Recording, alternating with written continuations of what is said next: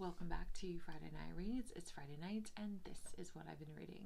I read The Everlasting by Alix E. Harrow. The Everlasting is about Owen Mallory, a dedicated scholar who just got back from the war, where he receives a mysterious book in the mail. The book is very old, very real, and very convincing until all of the pages suddenly go blank.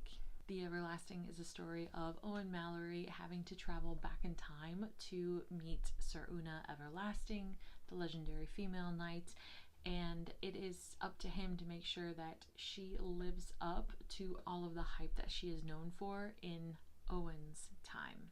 What Owen didn't plan was that he must write and rewrite Sir Una Everlasting's story until he gets it right.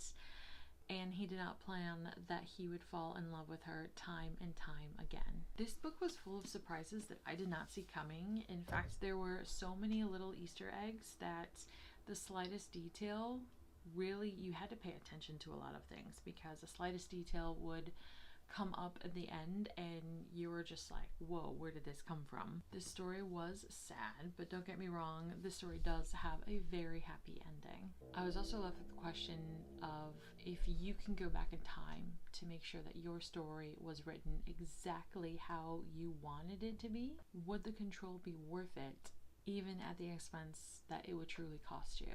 This book, highly recommend it, and it's not a long one. Beautifully written. I love the cover, and yeah, it was on my top 26 in 2026 to reads book, and I am so glad I read this one. I'm giving it 4 stars. So I finished The Everlasting this week, and now I'm reading The Enchanted Greenhouse by Sara Beth Durst. This is the follow-up to The Spell Shop. I gotta be honest, it is cold, dreary, gross outside, and I am dreaming of what I'm going to do in the garden this year, so I really needed a cozy fantasy such as this one to kind of get my mind out of dreary winter and looking forward to the warm weather when spring happens, because let me tell you, our backyard is totally going through another phase in the transformation and I cannot wait. So this is definitely starting to put me in the mood. I am starting to feel a little bit of a desire to read a fantasy series though again. I gotta say, I'm a sucker for the long haul series.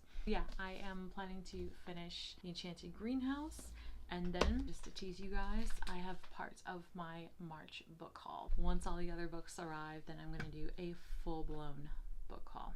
Thanks for watching, guys, and I'll see you again next week. Bye!